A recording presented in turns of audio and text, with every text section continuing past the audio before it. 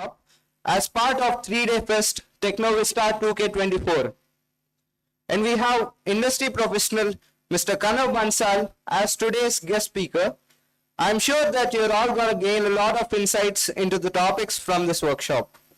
Now I request my friend Sanjana to give the introduction for today's guest speaker.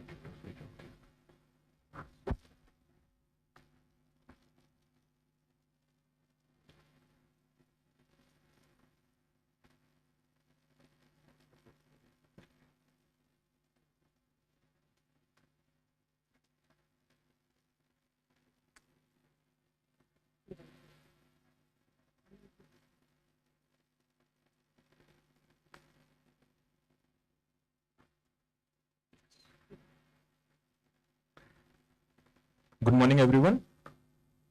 Good morning. Thank you so much. So my name is Kanav Bansal.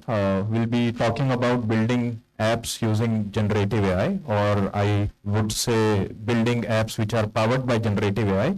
But before getting into the generative AI topic, what I would do is I'll try to give a quick glimpse of something called as machine learning so that everybody is on the same page and we can get into the details of generative AI. Is there, by any chance, is there somebody who already has some knowledge of generative AI? Anyone? Okay, 2 to 3 people are there. Okay, so today what we are going to do is the main agenda, the main motive of this workshop is to make you understand how generative AI really work. How is generative AI different from the classical or traditional machine learning? And we'll also try to discuss about few applicative areas of generative AI. And a lot of these discussions are going to be from the code base. I'll try to share some code as well when we get into the topics of generative AI. And not just the code, we'll also try to understand the concepts from the first principle. So before we start any discussion, I want all of you to scan this QR code. And can you please let me understand what you know about machine learning and what you know about generative AI. If you can scan this QR code, you will be asked to enter your name as well as how would you rate yourself in Python programming language, how would you rate yourself in something called as machine learning, and how would you rate yourself in generative AI. These are the few questions that will be asked to you in this particular form. And the same thing will also be used for the certification purposes later on. From our organization, will also be providing you the certificates once we are done with this workshop.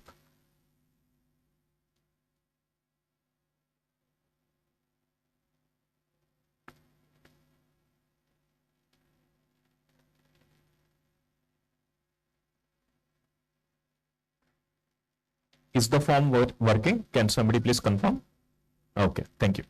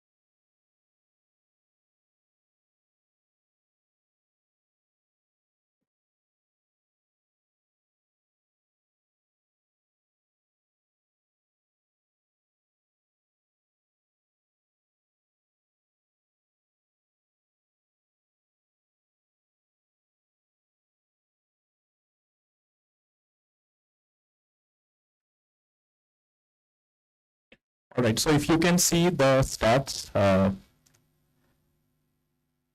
so the question, one of the questions in the form was, how would you rate yourself in Python programming skills? I see that on an average, people know Python. There was one option of superhuman. Nobody mentioned superhuman, luckily.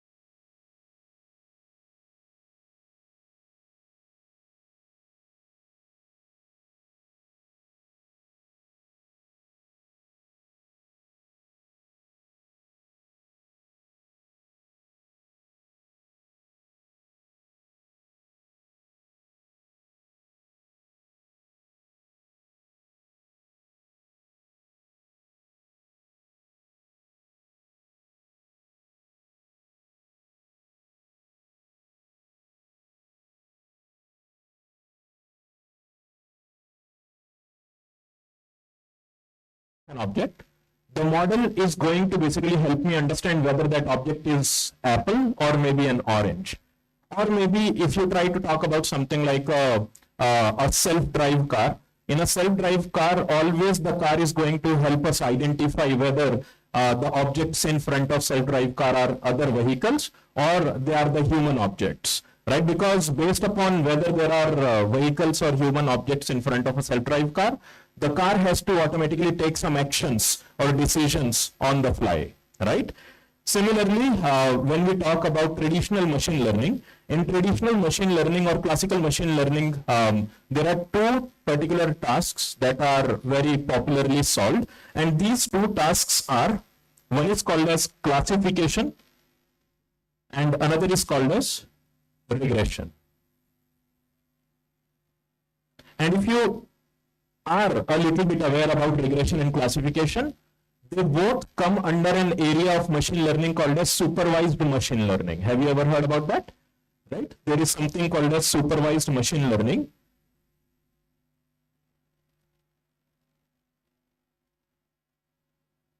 What is the other category? Unsupervised.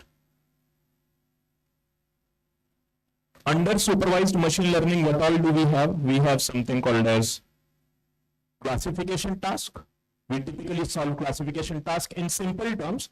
We try to make machines intelligent so that they can identify objects, right? Or they can identify some classes. For example, whenever an email comes to your inbox, it can either get into your inbox or it can go to the spam box, right? How is that identified by Google or some other mail clients? They identify that by using something called as a classification model. Given an email,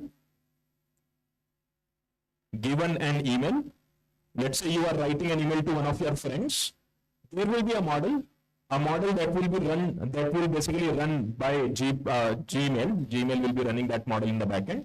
And what that model will do is, for every email that is incoming to your inbox, it will classify whether that email is a spam or a ham.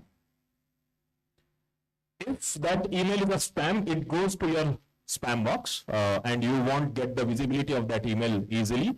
But if the email turned out to be non-spam, ham means not spam, in that situation what happens, the email goes to the inbox. And within inbox, have you ever identified, have you ever seen that there are various different subcategories again? There is a primary inbox, there are primary emails, there are marketing emails, there are promotional emails, and so on. So again, on top of your inbox, there is another classifier that is kept, that another model that is kept, which again help Gmail identify whether the email that you are getting is of what category. Is it a marketing email, or is it from your social media, or is it from the, is it one of the primary emails in your inbox? Now, when we talk about supervised learning, there are two categories as I was discussing. There is one thing called as classification and another thing called as regression. And how many of you have heard that there are so many machine learning algorithms out there, right? You must have heard about logistic regression, linear regression, support actor machines. Have you ever heard of decision tree, naive Bayes, as well as random forest, XGBoost? They are nothing but various different machine learning algorithms. And what do? They simply help us solve this problem of classification and regression. Let me simplify the problem of classification and regression for all of you. Let's say I have a data. Do you agree data can be structured or it can be unstructured, right? Let's say we are talking about completely structured data. Structured as in the data is properly present in the form of a tabular format, and I can put that entire data in a structured way in rows and columns format. It is not unstructured the way the text files are or the image files are. Now, given a structured data, maybe let's say the data contains columns like height, weight, gender. H means height, weight, W, and G means gender. Now what I have to do is I have to simply, let's say, populate this entire table with data of whom? Data of maybe let's say all of you, right? Every individual here has a height. We all have a weight associated, a property associated to us called as weight, and we have another property associated with us called as gender, right? So if I try to populate this entire table with all our data, can you first of all identify, make me understand like what columns are numerical in nature and what columns are categorical column? Perfect. What about the weight column? Numerical column. What about the gender column? Categorical. Whenever I have a numerical column in mathematics, when we talk about machine learning, a lot of maths is also involved. So in mathematics, I try to define that with this particular equation or this particular statement. I say that height belongs to, this symbol in maths means belongs to numerical, it is a numerical feature, right? In maths, numerical features or numerical values are nothing but real values. You must have heard about real numbers, integers, as well as maybe whole number and so on, right? So I maybe mention that as a real number. This R means nothing but real number. Similarly, when I say weight, can I represent weight also as a real number, yes or no? Because it is numerical in nature, right? What is the last column? Gender. What about gender? How do I represent gender? Is gender belonging to a numerical category or is it belonging to a categorical? It is a categorical, right? And whenever you have categories in maths, there is a very special data type called as set. Have you ever heard of it? Right? I will simply say that gender is nothing but a set that can have either male or female. These are the two possible values, let's say I'm trying to put for the gender column. Now let's assume that for any future, let's say this is my historical data. I know all of your heights, weights and genders. Let's say I've collected that the same way I've collected your details about how would you rate yourself in maybe machine learning, Python and other modules. Same way, let's say if I give you another form and I collect the data from you, let's say I have this historical data, and what I have to do is, given any individual, an individual for whom I do not know their gender, I only know what? I only know their maybe let's say height and weight. The question is, can I create something? Can I create a model that can predict the gender of this person? Are you getting it? What I'm trying to build here is, I'm trying to say, given this historical data, can I find a model? Can I build a model, a machine learning model or a deep learning model? It can be anything. Can I build a model in such a way that that model understands, given any height and weight, what will be the gender of the person? If I can do that, that will typically be done using a machine learning task called as classification task. How do I know it will be solved using classification task? Can you tell me what are we trying to predict here? Gender. Can you tell me the type of gender column? Categorical. Whenever your outcome or whenever you are trying out a task called as classification task. This is just a simple thumb rule. It doesn't always applies to the real-time machine learning problems. But just for the simple thumb rule, I want you to remember that if you want to predict something that is categorical in nature, that can be predicted using what kind of a task? What kind of a task can help us build the model? Classification. I can map the problem of predicting the gender as a classification task and I can start solving that problem. Second, what if instead of predicting the gender, now I have a different problem. The problem is like this. Given the height of an individual, my question is, can I predict the weight? Try to think about it. What is the target variable or what are we trying to predict here? Weight. Is weight categorical or numerical? Numerical. Now, whenever we try to predict something which is numerical in nature, the rule of thumb, solve that problem with regression algorithms. Now, given that we have at least the basic idea about how to define a regression problem versus a classification problem, we just saw that machine learning, there were two categories. One is called as supervised learning, another is called as unsupervised learning. Under supervised, let's not talk anything about unsupervised today because we have very less time and we have to conclude the entire thing within the given deadlines.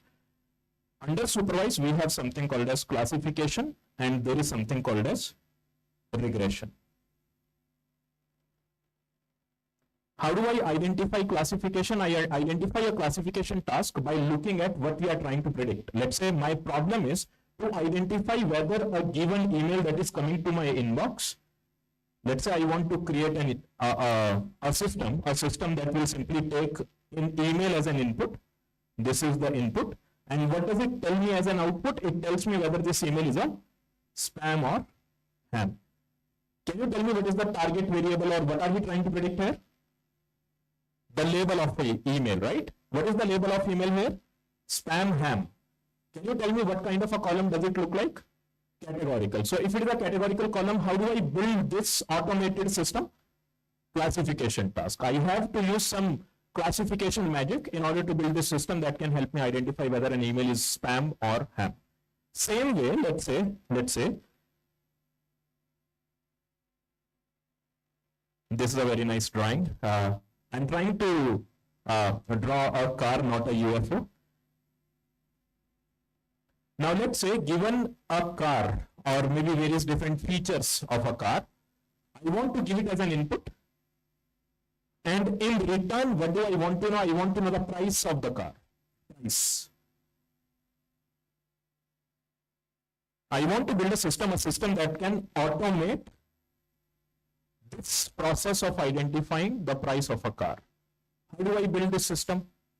What is my target variable or what are we trying to predict here? Price. If we are trying to predict price, what kind of a column is it? Numerical, right? So if we are trying to predict something numerical, the problem can be solved using regression task. Is this part clear to all of you? Okay. So what are the two tasks, classification and regression, which are very popularly solved, very heavily solved in the domain of machine learning as well as in the domain of deep learning. You must have seen nowadays we have something called as face unlock. Everybody has a face unlock in their smartphones nowadays, right?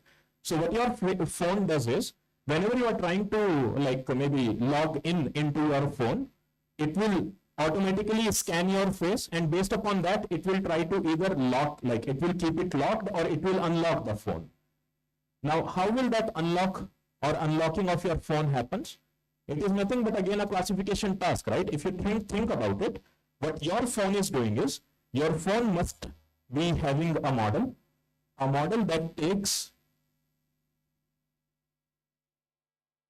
okay, so let's say this is me, okay? It will take my photo as an input and it will say whether this person is Kanav or not Kanav.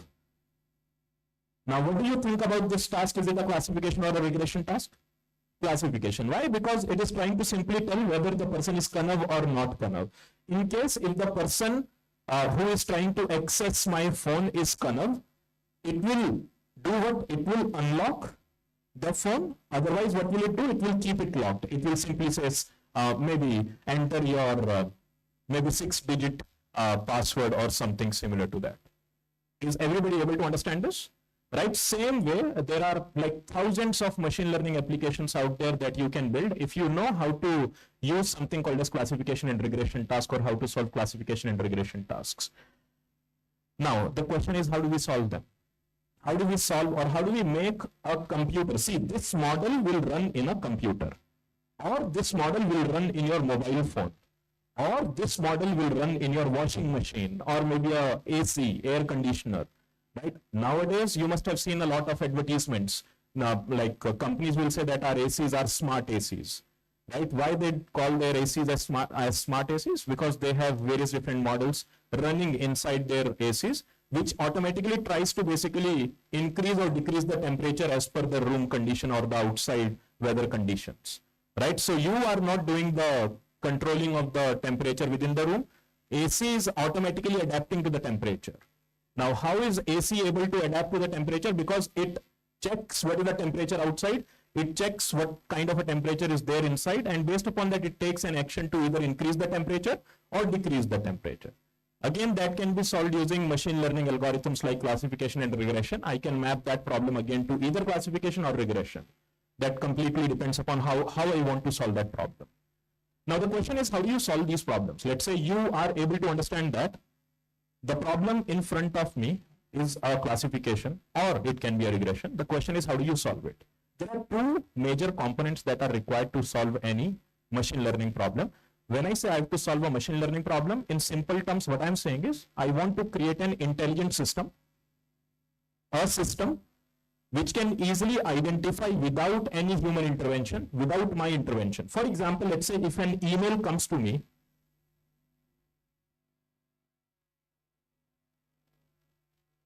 let's say this is an email that comes to my inbox. Is it a spam or a ham? Definitely spam, right? Nobody gives you $100 million for free, right? I, as a human, can easily understand that because I am intelligent enough to understand what kind of an email is a spam or ham. I can easily do that. But what are we trying to build here? I want to build, instead of a person doing this manually, I want a machine to do it automatically. In simple terms, I want to build a model that is capable enough to predict whether something, an unseen data point, is a spam or a ham. Now, how will the model do that? In order for a model to make sure that it predicts properly, model should learn from the historical data. For example, let's say you want to learn how to drive a car. What do you do in that case? Maybe your father, or maybe some of your colleagues, or maybe some of the people whom you know, they will help you understand what are the ways to drive the car. They will simply share their experiences with you to understand, to make you understand how to drive a car. Isn't it yes or no? You learn from their experiences. But a machine, I want to make a machine. This is nothing but inside a machine. A machine can be a computer, a mobile phone, an air conditioner, or it can be anything. I want to make a machine smart enough to understand the patterns between emails and whether those emails are ham or spam. I can get into way too much mathematics here, but I don't want to do that because we have very less time. But try to understand that what I want to build here is, I want to build a machine that can understand automatically whether a given input, given email, is a spam or a ham. Now, in order to make it possible, what I have to do is I have to take a lot of experiences. For example, I have myself learned from various different experiences what kind of emails are spam and what kind of emails are ham. The first time when $100 million wala email comes to us, we typically try to claim that money, right? Because we don't know initially whether it is spam or a ham. But then later we get to understand that these are nothing but false emails or spam emails, and people are simply trying to steal our information by sending us these kind of emails. We get to understand it from the experiences that we have. Same way, computer will also understand from experiences. And experiences inside a computer can be stored in the form of table. Data, right? Data inside a computer is nothing but experiences that it has collected from the past events. So what I will do is I will try to take lots of data. structured tabular data, pass it to one of the algorithms, and algorithm will do some magic to build a model for us. And if you get into the details of machine learning algorithms, you will understand that this magic is nothing but maths.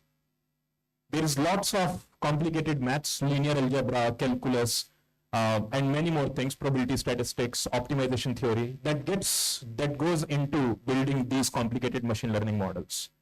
And understanding that is very important if you are currently in second, third, fourth year. That is a very nice time when you can start looking into these algorithms and how they work, because your understanding of these algorithms will also give you a chance to understand even generative AI much better. Now, enough of that. Let's try to get into the details of this. Now, what I'm saying is, from this past experience, algorithm will learn from the data and try to do what? Try to build a model for me, a system that is smart enough to give me a prediction on, maybe, let's say if I give it height and weight, it can give me a prediction what is the gender of this person. All right, so how this works, I believe some of you already know. You have to segregate input, output, train, test, and then you try to basically build the model using training data, and so on and so forth. Now, given that you have this knowledge of how machine learning works or what really is needed, data is needed. Second thing, what is needed? Algorithms are needed. Algorithms are the real working horse behind this entire process of understanding from the data the patterns, the important patterns that can help you classify an email into ham or spam, or predict the price of a house or a car or something similar. And these algorithms, if you know that the task you are solving, the classification task, you can pick one of the algorithms to solve that. If you know the task you are solving is a regression task, you can pick another algorithm to solve that. For example, there is an algorithm for classification called as logistic regression. For regression, there is an algorithm called as linear regression. Similarly, for classification, there is another algorithm, very popular algorithm called as KNN classifier, K nearest neighbor classifier. And for regression, there is an algorithm called as KNN regressor. All right, so what I'm saying is, the same algorithm that helps you solve the classification task, if you try to change or manipulate a little bit that algorithm can help you also solve the regression task. When I say classification, what do I mean by that? A problem where I have to predict a categorical value. When I say regression, what do I mean by that? A problem where I have to predict a real value, a numerical value, like house price, car price, stock price, temperature. Right? So wherever I want to predict the numerical values, those problems can be solved using regression algorithms, whereas categorical columns can be solved using classification algorithms. Everybody understood this? Now understand that the generative AI, the domain is also about predicting something or creating something. Predicting or creating, the way in machine learning or deep learning, classical machine learning and traditional deep learning, the way you do classification and regression, the way you solve classification and regression, the same way in generative AI, there are various different things you can solve. But before getting into that, let me try to give you a quick glimpse about what generative AI stands for.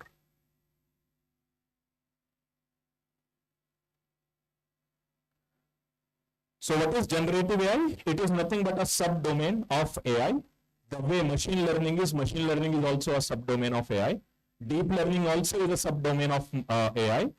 Generative AI again is a subdomain of AI, where the system or the model, you remember the model I showed you earlier, right? Now in this situation, what is the model's task? In classification, the model's task is to predict categorical value. You remember that, right? In regression, what is the model's task? Model's task is to predict a numerical value. Over here, what models are going to do is, they are going to generate human-like text, human-like images, videos, speech, and many more things.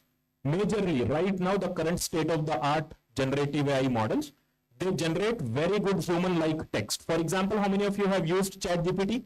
Everybody knows how to use ChatGPT. right? So what do? ChatGPT ko you give some text input and ChatGPT reverts back or returns back you a text message. Isn't it yes or no? It is not predicting apple oranges or it is not predicting spam ham. It is generating the real time human language for you.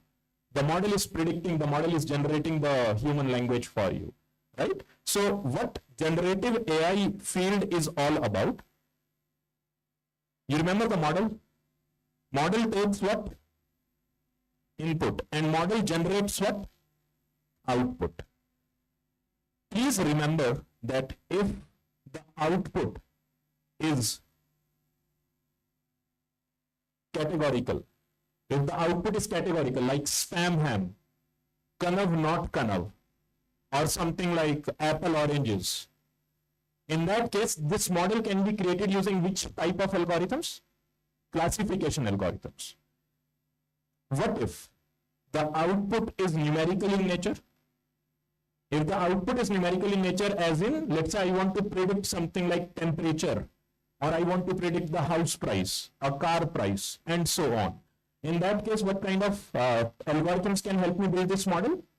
Regression algorithms. So regression algorithms can help you build this particular model, and there is a long list of various different regression algorithms that can help you do that. But we are not talking about basic classification and regression problem statements. We are talking about models which are more human-like. Human-like in the sense that they can generate images for us. The output will be an image. What if the output is a speech or audio? What if the output is a text? For example, I want to maybe ask a generative AI model, a ChatGPT model, can you please give me the answer of this particular question in my assignment? Most of us do that, right? In order to solve our college assignments, we'll ask ChatGPT to do that. So if you try to ask ChatGPT to solve your assignments, you are simply giving it an input, and that input will be processed by the model, ChatGPT model, and model will give you an output, and that output, can you please tell me what type of an output do you get from ChatGPT? Is it categorical, numerical, image, speech, or text? Text. So whenever you get a text output, a speech output, or image output, let me try to add one more thing, video output. Nowadays, there are generative AI models. There are models which can also generate videos for us. Now, if your model can really do that, you will call that model as generative in nature, right? It is generating human-like text, human-like speech, human-like images, human-like videos, right? So if a model can really have that capability of generating something novel or something that has never been created, that kind of a model is called as a generative AI model. And please understand that in order to understand generative AI end-to-end, with all the mathematics, with all the research work, as well as how the things really work internally, is very complicated in itself. You need to understand a lot of mathematics, a lot of calculus, as well as there is something called as linear algebra to understand that entirely. Now, let me try to talk about few applications. And these two applications are nothing but generating text and generating images. Have you ever noticed that whenever you write an email to somebody, automatically sometimes what happens is, let's say if I want to say thank you, it will automatically show me a hint saying that so much.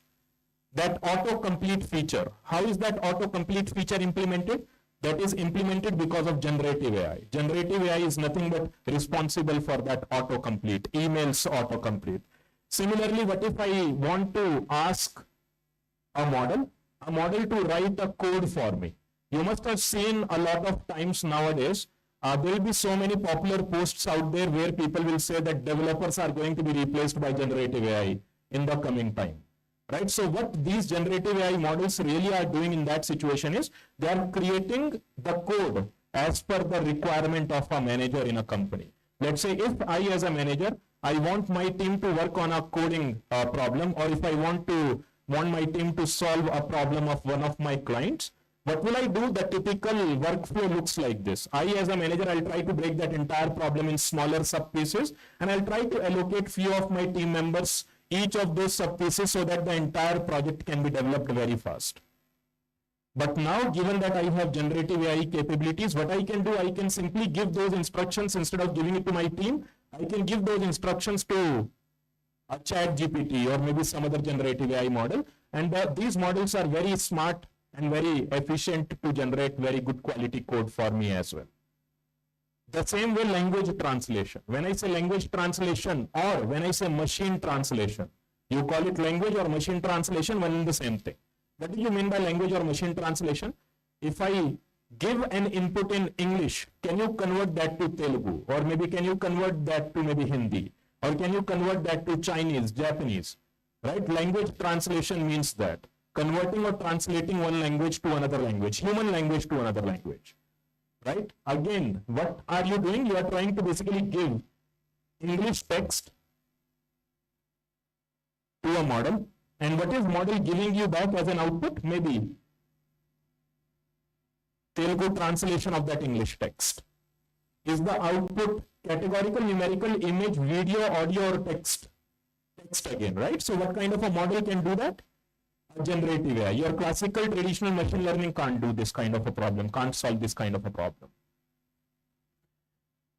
Now, even many of you must have definitely used generative AI for content creation. When I say content creation, maybe let's say you want to write a blog, or let's say you want to write an email to maybe one of your professors to ask for a sick leave. Right? So in those situations, what you do, again, you do something called as, you use something called as generative AI. You will simply tell the generative AI model like ChatGPT. ChatGPT is a very good application for all these generative AI tasks. You can simply ask ChatGPT, can you please write an email for me where I want to maybe express that I'm sick to one of my professors in my university. Who will do that for you? ChatGPT will do that for you. A model which simply takes an instruction from you. And what will it return? Maybe some content it will return to you. That again is nothing but one of the applications of generative AI that we use on a day-to-day basis. Same way, image generation is also becoming very popular, and I have been working with various different teams and various different startups who are trying to solve a lot of image-related problems as well. When I say image-related problems, the one very common problem that I've seen people solving nowadays is to create. Have you ever seen that whenever you go to Instagram or maybe whenever you scroll Facebook, there will be a lot of advertisements, sponsored ads that will come. And in each of these sponsored ads, there will be some image associated with that ad. Have you ever noticed that? Whenever you scroll through the Instagram, there will be a lot of sponsored content in the form of images. Now, these images, in order to create these images, it takes time for your maybe creative team. Let's say if a company is trying to market their product, they'll try to create some images and those images goes to their social media platforms. Now, these images, it takes time for a creative team, somebody who knows Photoshop, somebody who knows image related softwares to make those images. It takes time. For a human to make these images, it takes time. But what companies are doing is nowadays is they're trying to basically integrate this generation of image for the advertisements that they run via some model for which even if your team doesn't have the creative capability, you can easily generate the images on the go. And these images are becoming very popular. These applications are becoming very popular. Let me tell you one more application that I've seen recently getting solved by one of the students who was actually hired by one of the very popular companies. I won't name the company, but that company is one of the top 3 companies out there for the clothing, online shopping clothing brand. What they are doing nowadays is they are trying to build an application. Have you ever noticed whenever you go to a clothing, maybe online platform, a platform where you can simply buy some clothes, they will show some models who are wearing those clothes, right? But what if you want to try them, virtually try them? In order to try the clothes, what you have to do, you have to order the clothes. They will come, you will try them. If they are really good, you will keep them, otherwise you will return them. But that is a very long process. What people are developing nowadays is they are developing models that can simply take your image, and based upon your image, it will automatically put the clothes that you see on the platform, on their platform. Okay, let me see if I have some image to show you how good that model can be. Just give me a second. And it was successfully developed, and most likely you will see that very soon in one of the top brands out there.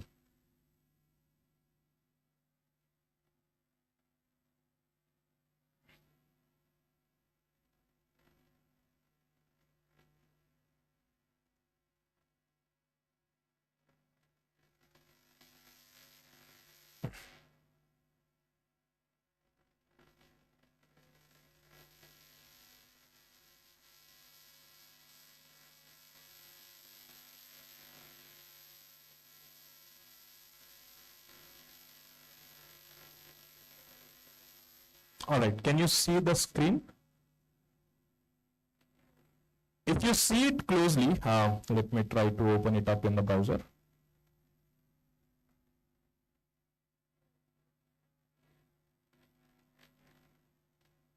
All right, so I hope this is now visible, a little extra visible.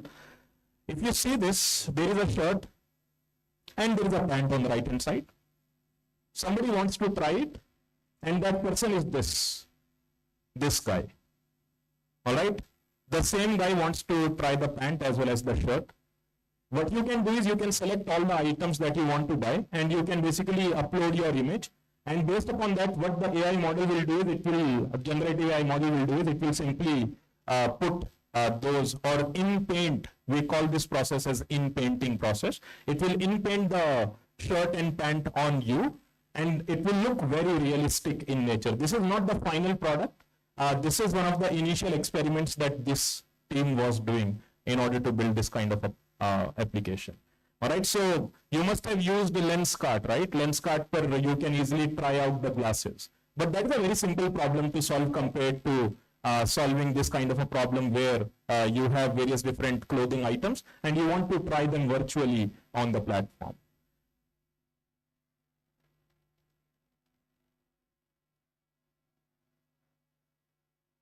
Is it interesting for all of you? All right, so see, try to understand that applications always look interesting. For example, when I say self-drive car, everybody wants to know how to build a self-drive car. But you know how much it takes to build a self-drive car? It is a very difficult problem to solve. Same way, all these problems that I'm showing you, they are not that easy to solve. It takes a lot of time, a lot of commitment to learn, first of all the things, and then to implement them in a way that you create some really good product out of it. Let me share my screen once again.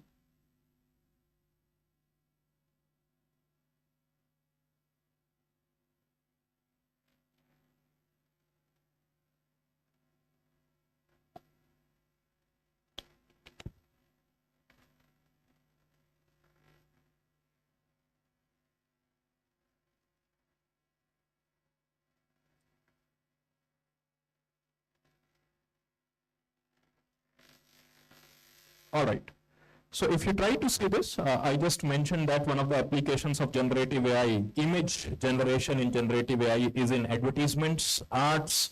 If you want to create PPTs, what you can do, you can give some inputs to the models, and models can automatically create the PPTs with lots of images for you.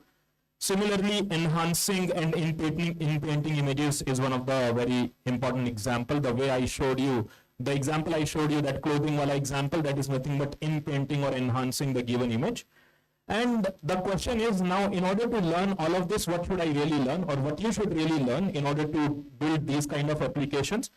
If you are really interested about it, please try to get into the details of topics like GANs, generative adversarial networks, neural networks, or you try to have a look into something called as diffusion models. This has been there. See, how old is generative AI? Anyone who knows how old is generative AI? You have been hearing about generative AI since past 1 year or maybe 6 months, right? Generative AI, GANs is an example of generative AI model. I've been using GANs since 2015. 2015. So it is not a new technology, it has been there. But the only thing is, till now, it was not used the way it is getting used nowadays. For example, nowadays, if you see, there are lots of applications of generative AI that people can start using. Like it is getting inferenced in the real time. Earlier, it was not the case because the models that you get from GANs, they were not production ready. But nowadays, the models that you build using diffusion models or stable diffusion mechanism, these models are really capable of basically solving real-time problems as well. Similarly, if you think about text generation, right now, most of the text generation generative AI problems can be solved using something called as transformers. There is something called as transformer. The way I told you logistic regression, linear regression, and many more algorithms, same way transformer is one of the architectures that can help you solve the problems that were not solved before. And you know, when transformers were they came into existence, they came around 2017. Before transformers, people used to solve generative AI, text-based generative AI problems without using transformer, using something called as, you must have heard about it, RNNs, LSTMs, GRUs. If somebody has heard about these algorithms, they were actually used with the help of something called as encoder-decoder mechanism. They were actually used to basically build something called as text generative or text generation or solve text generation problems. Now, how do you build these models? In order to build any generative AI model, you need two things. You remember, in order to build machine learning models, I told you there are two things required. What are the two things? Data and algorithm, right? To build a model, you need data, you need algorithm. The problem over here in generative AI is you don't just need data, you need huge amounts of data. For example, ChatGPT has been developed on the entire internet text data, right? That is a huge amounts of data. Nobody will have the processing power to actually manipulate and process that kind of a data at that particular scale. Similarly, you remember I told you for image data problem, there are diffusion models or stable diffusion models that are used. The initial versions of stable diffusion models, you know how much the company who came up with this approach spent to build their model? The first model, which was developed in 2022, the company used somewhere around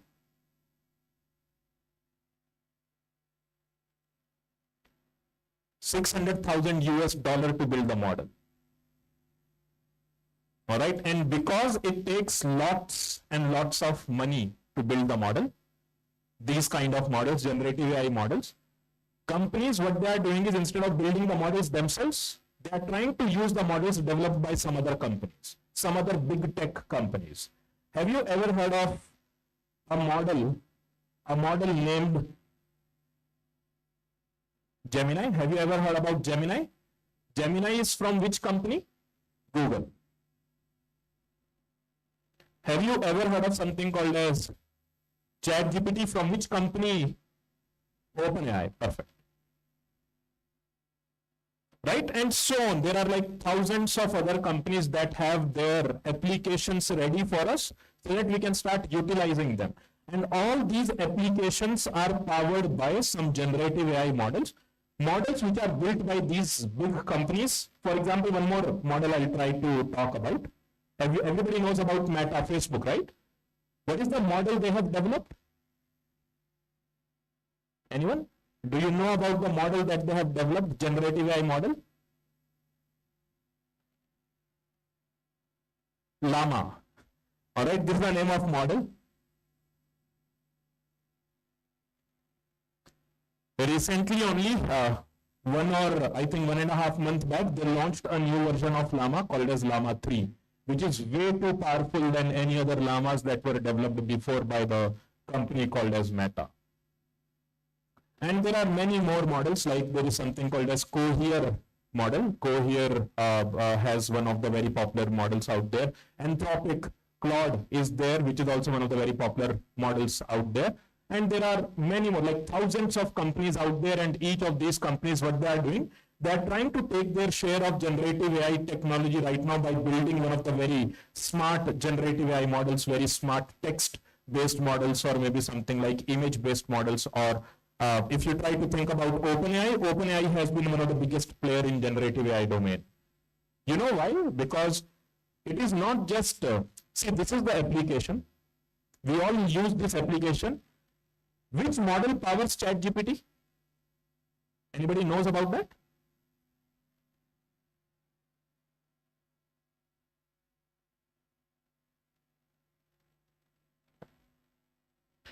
when you talk about ChatGPT, this has been one of the biggest success out there, right? You must have recently heard about GPT-4o. Have you ever heard of it? Recently only there were so many videos out there which basically helped us understand how GPT-4o is very powerful, way too powerful compared to any other model out there. ChatGPT is powered by a model named as GPT. GPT is the name of model which powers application called as ChatGPT. And there are various different versions of GPT. The first version of GPT came out somewhere around in 2017-18. Just after the transformers were developed, this model was also developed soon after that. Later, GPT-2 was released by the same company, OpenAI. And recently, you must have seen GPT-3. You must have seen GPT 3.5. Then GPT-4, and now recently only GPT-4o has been released. Anybody knows what is the meaning of O here? Omni. Perfect. What is the meaning of omni? What is the meaning of word omni? Omni means multi. Alright, the word omni means multi. So in simple terms, what this model is capable of doing is, when you use ChatGPT, you give text as the input, and what do you get as an outcome? Text. But in this model, you know what you can do? It is a multi-model system. When I say multi-model system, it doesn't just work with the text data. This can also work with videos. This can also work with images. This can also work with audios. And it can generate human-like text for you. It can generate like human-like speeches for you. Is everybody able to understand till this point, yes or no? Okay. Now, please try to understand one more fact over here, that the company OpenAI, you see that there are so many models owned by company OpenAI, and all these models are nothing but much better than the previous models that were out there. For example, if you talk about 3.5, 3.5 was better than 3. 4 was way better than 3.5. And now 4.0 is way too much better than the previous, all the previous models out there from OpenAI company. The thing is, OpenAI doesn't just own GPT, they also own another model. Have you ever heard about this model? What is the use of this model? The model takes input. It takes input and it generates output, which is nothing but what in nature? Image. GPT models takes input and generate output. Output is of what nature in GPT? Text. Whereas when I talk about DALL-E is basically going to take inputs, generate outputs which are image in nature. And recently only they have also launched another model called as Sora, S-O-R-A. What this model does? It generates videos for you. Alright, and OpenAI is one of the companies which has been in the forefront. Every other company out there is simply following up the footpaths of or the roadmap set by OpenAI. They have been doing way too much and way too good compared to any other organization or any other companies out there in the domain of something called as generative AI. Now, let's try to look into one of these techniques, one of these tools. What I'm going to do is, I'm going to show you some code that can help you understand how these models can be generated, how these models can be built.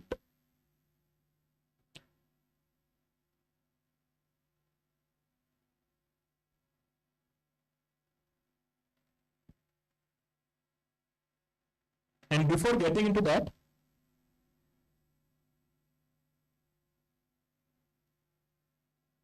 can you answer this question? Is it easy to build a generative AI model? Is it easy? No. Why? Because it requires huge amounts of data and a very powerful architecture, or you can think of algorithms. They require very powerful algorithms and architectures, not just architecture and algorithms they also require huge amounts of data. And as I just mentioned, stable diffusion. Initially, they announced that when they developed one of their initial models, in order to build that model, image-based model, when I say image-based model, the output of the model is going to be image. Given an input, the output is going to be an image. An image which basically looks like human-generated image. Now, stable diffusion, how much money they used in order to build that kind of a model? $600,000. Similarly, when GPT was constructed, there are some estimates, nobody knows whether these numbers are really true or not, but one of the recent GPT models, I'm not talking about GPT 4.0, I'm talking about GPTs 3.5 and 4, there were some estimates. Based upon those estimates, people mentioned that the amount of money that was required to build those GPT models was somewhere around $100 million. One model, to build that one single model, it took $100 million. And $100 million is not a small amount, right? Companies don't even have that kind of money in order to maybe do their day-to-day basis work properly. And building the model itself takes a lot of time. It is not just huge amount of data or the powerful architecture. To process that huge amounts of data,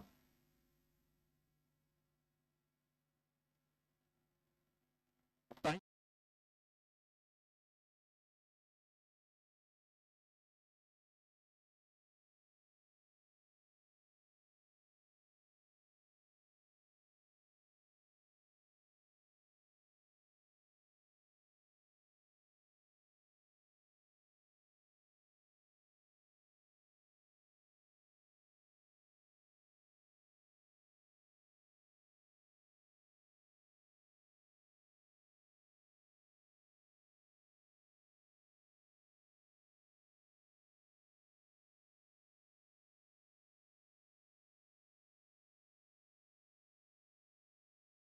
already built these models for us. For example, Meta, Google, OpenAI, Apple, all these companies, they have built various different models and they have kept these models online for us to use. The only thing is, some of these models are proprietary model. When I say proprietary, they are under the ownership of the company and we do not know how these models were really created. The opposite of proprietary is going to be open source. All right, some models are open source, some models are not open source. One of the models which is very popular and open source model is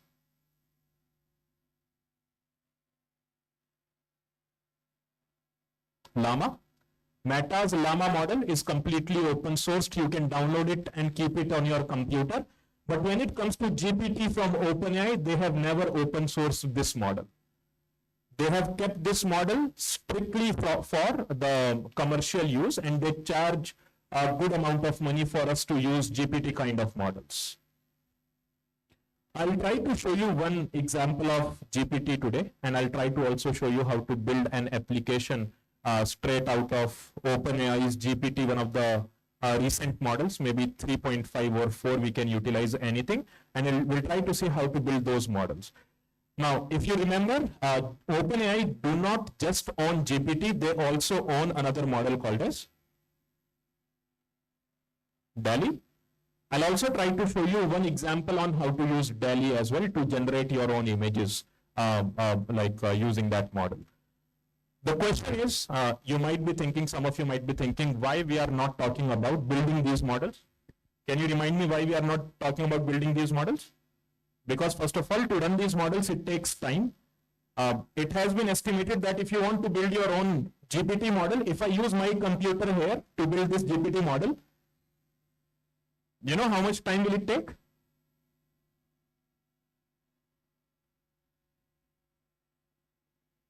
for your common computers, if you use your home computer or desktop computers to build models like GPT, it will take, on that scale, the way GPT has been constructed, it will take somewhere around 366 years for your computers to do that. And this is a point where cloud computing comes into our rescue. All right, using cloud computing, what we can do all this heavy computation on the cloud to make these models for us. But that again takes a lot of money and lot of time to build these models. So let's try to get into the discussion of how to build these models now. Let me display this code screen.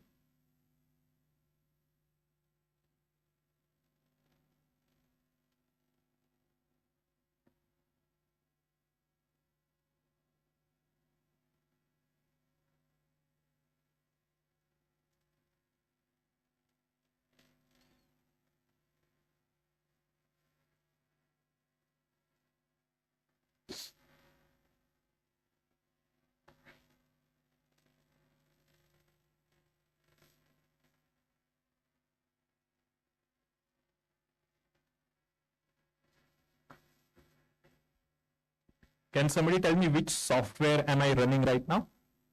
Jupyter Notebook. Right, on Jupyter Notebook, as we all know, that it provides us interactive Python notebook environment where I can simply keep on writing my code, and I can also see the outcome of that code in the next line as soon as I write the code in a particular cell. So what I'll do is I'll try to show you the whole working of one of the tools out there that can help us build generative AI application. And that tool or that particular model is developed by a company called as OpenAI. And what are the models developed by OpenAI company? GPT and DALL-E, right? So I'll try to show you the example of both of them so that you have a clarity on how to utilize either the GPT models or to utilize something called as DALL-E models. What I will also do is I'll try to also make you understand, after completing this workshop, what path you should take in order to learn more about generative AI. In case if somebody is interested, I will also share some resources with you so that you can start your journey in generative AI yourself if you want. So what I'll do is I'll try to open up this notebook.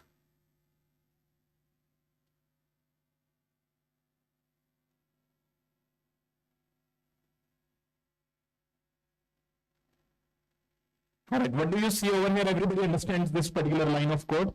We are trying to simply import OpenAI from a module called as OpenAI. And where is this OpenAI going to be, or how is it going to be installed? In order to install this OpenAI, what you can do is you can simply say pip install OpenAI.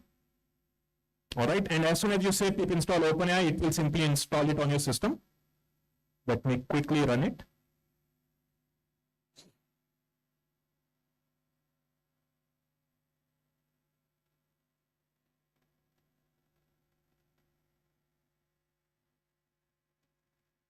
All right, so it is saying that requirements are already satisfied because I already have this installed on my system.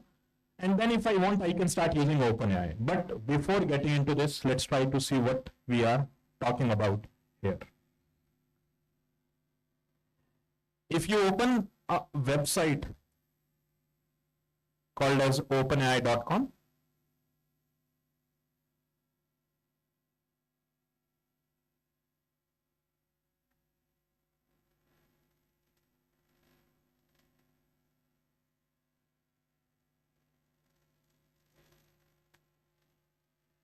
all right. If you see, they just announced something called as GPT-4o that you can start utilizing if you want.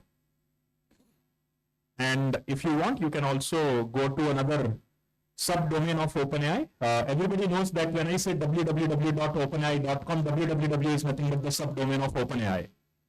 Same way, the same website can have various different subdomains. For example, if I want to go to ChatGPT, I will say chat.openai.com. Instead of saying www.openai.com, I am saying chat.openai.com, which is another subdomain of this website. If I go there, you see this, right? What is this? This is nothing but the ChatGPT website. And if I click on this drop-down menu here, what do you see here? They are saying that you can upgrade to a better version of ChatGPT by paying us some amount. Right, but there is some free version also available. You can utilize that as well if you want. And if you upgrade this version, what will happen is they will give you or they will provide you the access to the most advanced version of GPT, which is nothing but GPT 4.0. The same way, you have subdomain called as chat.openai.com. There is another subdomain called as platform.openai.com. Let me open up that. Platform.openai.com.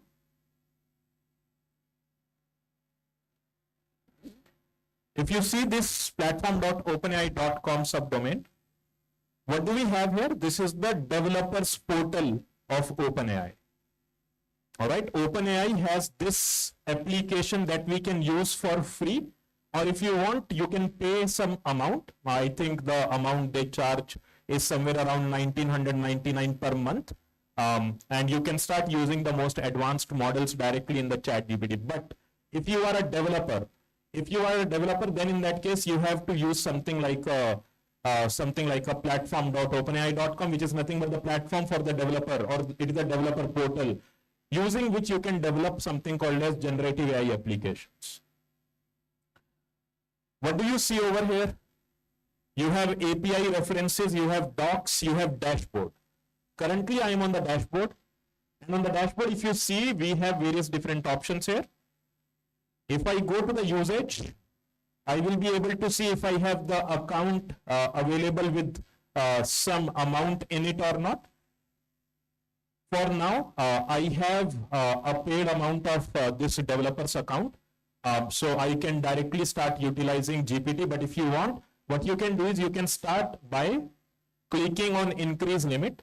If you click on increase limit, it will ask you to make a payment of $5 minimum. And if you make that $5 initial payment, you can start utilizing this particular model from their website. Otherwise, for the first time when you create an account on this website, on their platform, they will provide you some free access. I think they have removed that option of getting, like, they won't provide any free access now. If somebody has to use the developer portal of GPT, they have to definitely pay an amount, and that amount is $5, which is easily, which can be easily managed by most of us. All right. The reason why they ask us to pay the money is because, first of all, we are not going to utilize GPT on our computer. We are going to utilize something which has been already deployed on ChatGPT's or OpenAI's website or servers. We don't have to spend any money in inference at all. We are going to utilize their own cloud servers and architectures in order to infer this particular model. For now, I have this limit. What I have to do next is, please understand this step very carefully, because if you do not understand this step, writing the code will not make any sense, because you won't be able to implement anything at all. In order to utilize this GPT, any of the versions of GPT, you have to first of all create an account. Everybody knows how to create an account. You just do a Google login. And after creating the account, you have to go to which subdomain of OpenAI? Platform.openai.com. Once that is done, on the left-hand side, you will find an option of API keys. You have to click over here, and then you have to create a new secret key. If you see on the top right corner, I have a button of creating new secret key. If I click on that, it will ask me to name my secret key. I can name it anything I want, just for the sake of understanding or just for the sake of my reference. I can keep any name. Maybe I can name it as a demo project, or I can name it as first generative AI application, or whatever you want, you can simply name it. If you do not want to name it, that is also completely fine, because they have mentioned it clearly as optional, this option as optional. And then you have to click on create secret key. Do you want me to click on create secret key? But if I click on create secret key, you will be able to see the secret key that I have. And if somebody steals that secret key, all my credits are going to go in your accounts unnecessarily. So I won't do that, but please try to see in your own platform.openai.com, that website. If you create your secret key and click on this create secret key, it will show you some key. Let me just show you that. It won't. I can delete it later. All right, you see this? Everybody can see this key, right? This is the API key. If you copy paste this API key, you can directly start utilizing my credits for free without any use of, without any basically paying for yourself for the credits on OpenAI website. So you just have to click on this copy. Remember that as soon as you click on done, you will never be able to see the secret key again. So make sure for the first time, whenever you create the key, please copy that key. Copy that key and save it somewhere in your computer. All right. What is this? This is nothing but some text string. Some string that can be copied and saved inside a notepad. You can simply save it inside a notepad just for your reference for later project developments and many more things. Let me click on done. And after that, I'll also delete it. Revoke the key. All right. So this is one of my keys that was generated yesterday. I just created one of the keys so that I can write some code for the implementation today. The key that I've created, what I've done is, I've stored that key inside this text file, .txt file. I just named it as key.txt, and inside this .txt file, the key is present. What is that key? That key will simply give me the access of GPT models. Now, in order to utilize OpenAI GPT models, what I will do is, I will go to my Jupyter notebook. Everybody understood like what are the steps? You create your account on OpenAI. Second thing, what you have to do, you have to go to API key, create your API key and store it somewhere on your computer. That's it. Again, let me show you all the steps. The first thing you have to do is you have to go to platform.openai.com. On this platform, go to the dashboard. You have dashboard, you have docs, you have API references. Go to the dashboard. On the dashboard, you go to the API keys. If you go to the API keys, you'll be able to create your new secret key from here. Once the API key has been created, save it in your computer somewhere so that you can utilize it to build your generative AI applications. I've saved this key on my computer in this file called as key.txt. All right, the file name is key.txt. You can name it whatever you want. Now I will open a Jupyter notebook here. All right, let me open up this Jupyter notebook here. And what is the first command I'm writing here? What is the first Python statement I'm writing here? Import OpenAI for me. All right, the first thing I'm doing is to import OpenAI. Let me try to.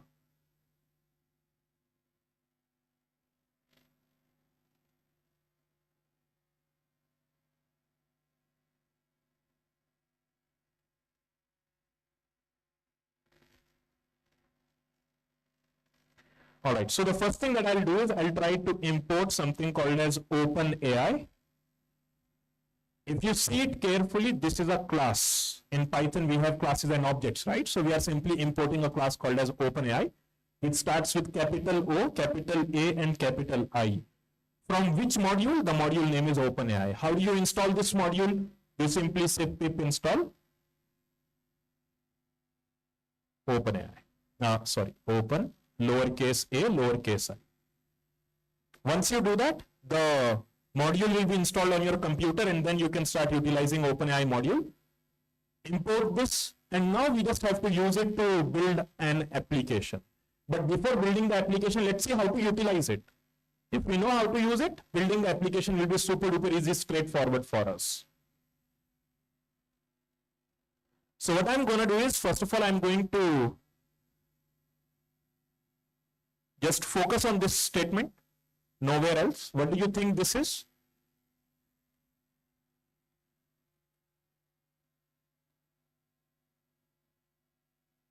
Do you agree that this is the creation of object? What I'm doing, I'm trying to say object name equal to assignment operator in Python. And then what I'm doing, I'm trying to mention the function or the class that I've already imported from the module called as OpenAI. And what are we passing to this class? We are passing a parameter to this class, which is nothing but OpenAI API key. Where is this OpenAI API key coming from? This OpenAI API key is coming from a file which was named as key.txt. If you notice, I have kept one full stop in front of the name of the file. There is a reason for that. If you get into the systems and you try to have a look into it, normally what happens is in your computer, whenever you put a dot in front of any file name, it will automatically get hidden in your computer, right? So I don't want anybody to steal it. So that's why I'm keeping a dot in front of it. There are much better ways and easier ways. I won't say easier. This is something which is most easiest in order to utilize OpenAI. But there are many more ways which are more secure compared to what I've done in front of you. The reason why I'm not doing it, because I don't want you to worry about what environment variables are and how to set your environment variables to start utilizing OpenAI module for your app generation. So, can somebody tell me what this code is doing? It is helping me open a text file, and that text file is going to be pointed by which variable? F. And then using this variable, I'm trying to read the content of the file, and that content is stored inside which variable? OpenAI API key. This variable will simply contain the key. You remember the key that I've created, that like uppercases, lower cases, there was a very complex key that I created, that string will be stored inside it. Let me quickly open up the key and show you that as well, so that nobody will face any doubts later on. This is the file. Let me open and show you how the key is stored inside this file. You see this, right? This is the key. I just kept the key over here as it is. Let me close it. All right. And what you can do is you can simply save this file on your computer so that you can utilize it to pass your key to this function, to this class called as OpenAI. Once that is done, now we'll start utilizing this class. To utilize this class, which object have I created? Client. The name of object is client. You can name it anything you want. If you want to name it as ABC, you name it ABC. XYZ, element, whatever you want, you name it. Over here, I've named it as client. Now, how do I utilize this client? Let me now try to show you that. In order to utilize this client, first of all, can you tell me from which company am I using this API? Or from which company am I using this service? OpenAI, right? Let me open up their website. This is their website developer platform, right? You see there is something called as docs there. This is their official documentation for how to use this API. If you go here, they have mentioned get started on the left hand side, overview, introduction, quick start, models, and so on. There are various different options available. If you see the OpenAI document, you'll be able to see that they have various different models like GPT-4o, GPT-4 Turbo, GPT 3.5 Turbo, and so on. All right, so this is the CEO of OpenAI. On the left hand side, if you see, there is something called as introduction and quick start. Let me click on quick start. And if I scroll down, you'll be able to see that they are talking about the same thing that I mentioned, account setup. Once you are done setting up the account, you have to also set up, install Python. You have to set up some virtual environment. I am not getting into that discussion because it will take a lot of time. Instead, we have discussed about how to install something called as OpenAI. What is the command to install OpenAI? Pip install OpenAI. If OpenAI already exists on your computer, you can say pip install upgrade OpenAI. It will simply upgrade it to a newer version. All right. And later, you remember I told you to set up an API key. How do you set up an API key? Let's say you are on Mac or Windows. So this is a complicated way of setting it up. Now, this is also a complicated. Just try to follow the commands that I've shown you. If you understand that the commands that I've shown you how to set up the entire Open API key, that is more than sufficient enough for you for now. Now they are talking about sending your first request. For that, I will take you towards some other section called as models. You remember I told you that OpenAI is a company that owns various different models. Let's click on it. What are the two models you are aware of? GPT and DALL-E, right? So let me try to click on models. And if I scroll down, I will be able to see something called as GPT-4o. There is something called as GPT-4 Turbo, GPT-4, GPT 3.5 Turbo. You see DALL-E, right? They also own DALL-E. They also own TTS. TTS means text to speech. They also provide you an access to convert or to basically transform the text. Let's say if you have some text, written text, you can convert it to speech. Similarly, you also have something called as Whisper. What Whisper does, whatever I'm speaking, it can convert it to text, speech to text. All right, it is a reverse of text to speech. They also have something called as embeddings. Anybody knows what embeddings are? Have you ever heard about an algorithm called as word-to-vec? Anybody who has heard about word-to-vec? Word2Vec is one of the NLP algorithms that takes text data and generate embeddings for you.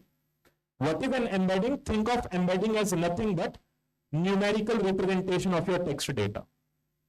Are you all getting this? See, do you remember I told you that model? To create a model, what do you need? You need data and algorithm. Remember that algorithms, they can never understand non-numerical data. You remember I told you algorithm has some magic, magically model gets created. But what is there behind magic? Maths. Will you be able to pass a non-numerical value to a mathematical formula? For example, when you have a mathematical formula called as y equal to x square. Let me write it down. Let's say there is a formula y equal to x square. Can I pass x equal to 1? What will be the value of y if I pass x equal to 1? 1. X equal to 1 implies y equal to also 1. What if I pass x equal to 2?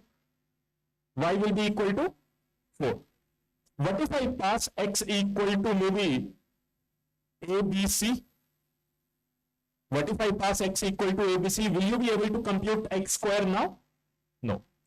Right? Remember that all the algorithms internally, they utilize some way of mathematical formulas, functions in order to make the computation happen.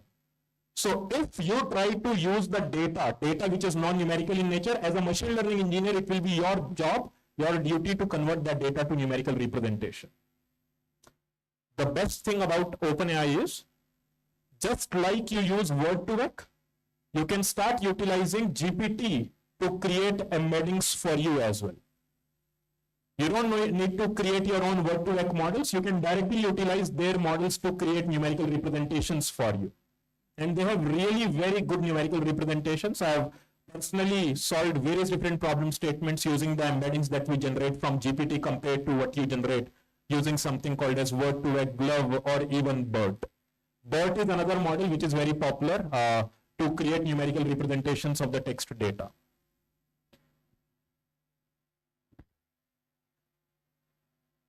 And there is something called as deprecated over here. Deprecated means the models which have been removed from their platform.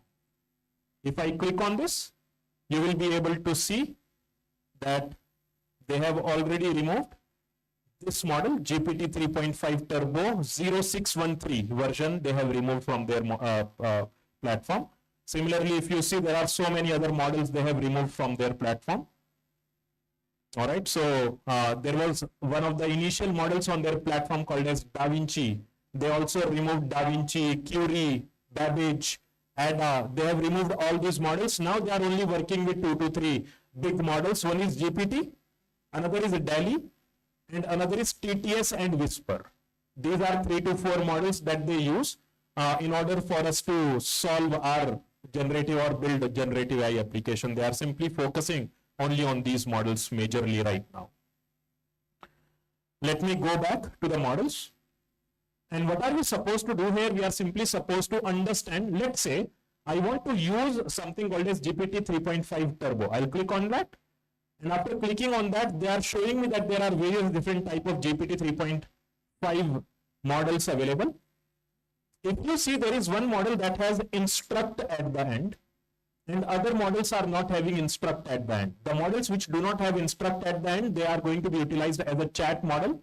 There is something called as conversational chat model, the way chat GPT works. And this model is used for something called as completion. This is called as completion model. Please make a note somewhere if possible. This is called as completion model. And these models are nothing but chat model. In order to build our application today, maybe let's try to utilize GPT 3.5 Turbo Instruct as well as I'll try to utilize maybe GPT 3.5 Turbo to show you both the situations one by one. So the first model I'll try to show you how to use is this. Let me just copy this model name. And let me try to go to completion API. I'm showing you parallelly how to use the APIs as well, so that later when you want to develop your own applications, it won't become very difficult for you to understand what needs to be done to build these models. So what did I tell you? I told you that there is something called as chat model. And what is the other model that I told you? Completion model. The model that I'm showing you right now,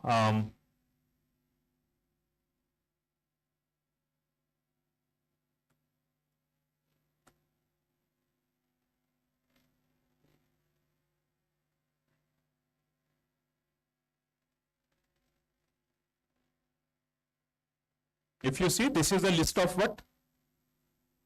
This is a list of all the models that they provide you. You can utilize any model you want. Let me try to start with GPT 3.5 Turbo. If I click on that, this is the place where I can select the model, and this is the place where I can select my programming language. Which programming language are we aware of? Python. So if I click on Python, it will give me a code snippet that I can utilize to build or to start building my model. For example, this is the code snippet they are showing me. Let me try to copy this and show you what this code snippet is helping me understand.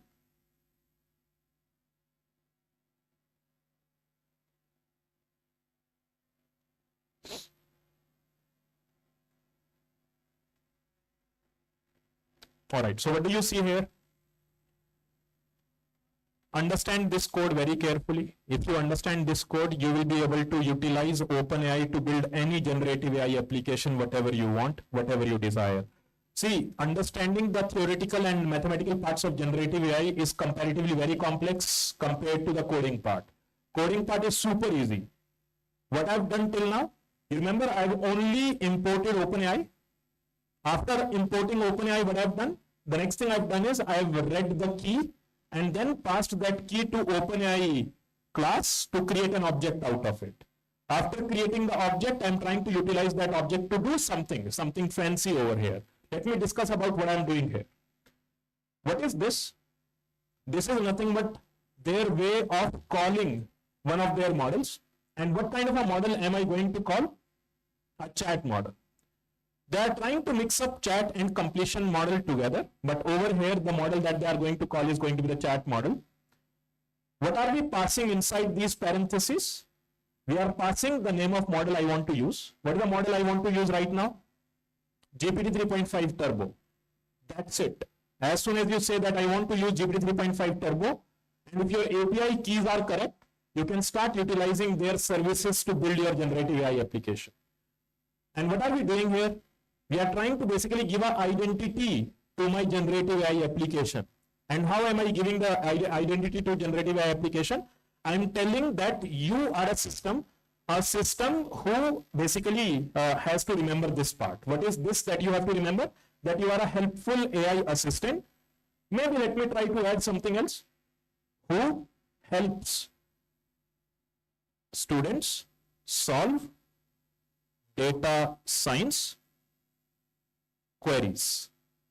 All right, so I just gave a content, or I just gave a role or system with some content to my generative AI like this model. And what this is going to now do is, it is simply going to basically assist students to solve their data science queries. Let me show you how. I typically don't require this thing. Let me try to remove this. And let me try to put it in triple quotations instead of double single quotations. And let me try to break this into 2 lines. You are a helpful assistant. Your job is to help students solve data science queries. Let me put it in the next line, and let me close this with triple quotes. Everybody knows that in Python you can create a string with single inverted quotes, double inverted quotes, triple inverted quotes as well, right? So I'm trying to just create a string here. I'm passing that to the content of this system, to this particular ChatGPT 3.5 Turbo, so that it has some identity of it. And later what I'm doing is I'm trying to basically close this function. All right. No need to remember this. If you know how to utilize the API, you can simply bring that from the API documentation itself. Once that is done, what do? You try to simply print out completion.choices0.message. But here what I have to also do is I have to also perform one more operation. Let me try to show you what that operation is.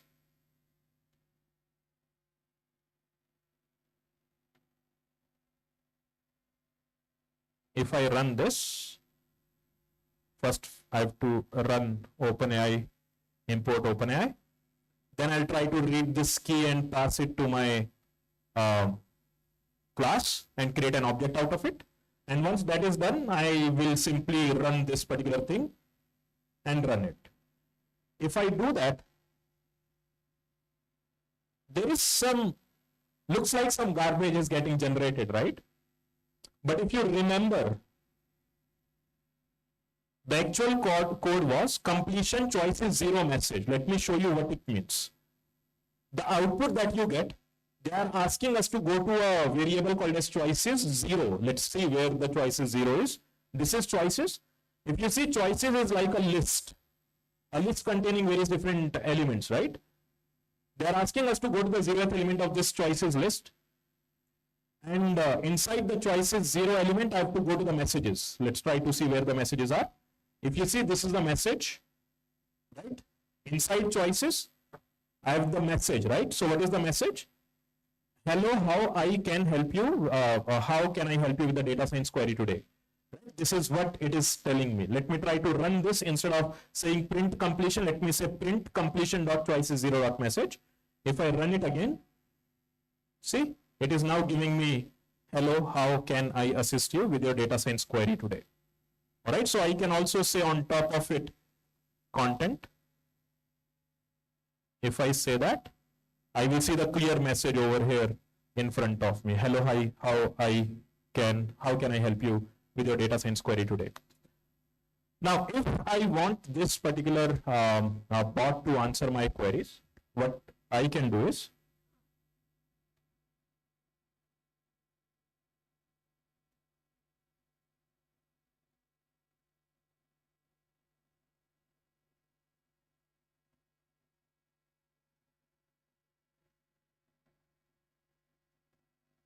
I'm just creating an input which will be given by the user.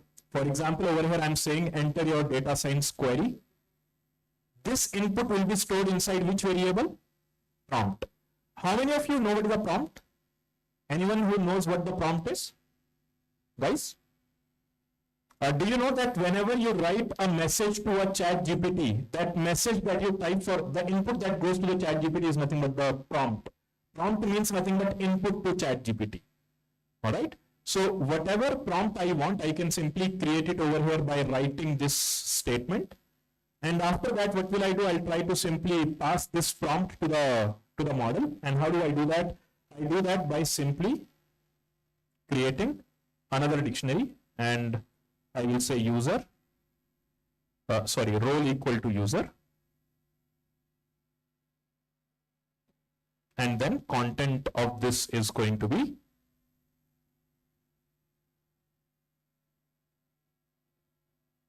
the prompt that I've taken from the user. What will happen now? The code is going to ask me to write a prompt, or the code is going to ask me to enter an input. That input is going to go to this model. All right. I am saying that your system's role is to basically help the people answer the data science queries, and the data science query is going to go here. All right, role equal to user, content equal to prompt. And finally, I'm trying to print the output of the ChatGPT or the GPT 3.5 Turbo over here in front of you. Let me try to run it and show you the answer. So what is it asking me right now? It is asking me to enter a prompt. Let me enter a prompt. Can you help me understand? Maybe something like logistic regression.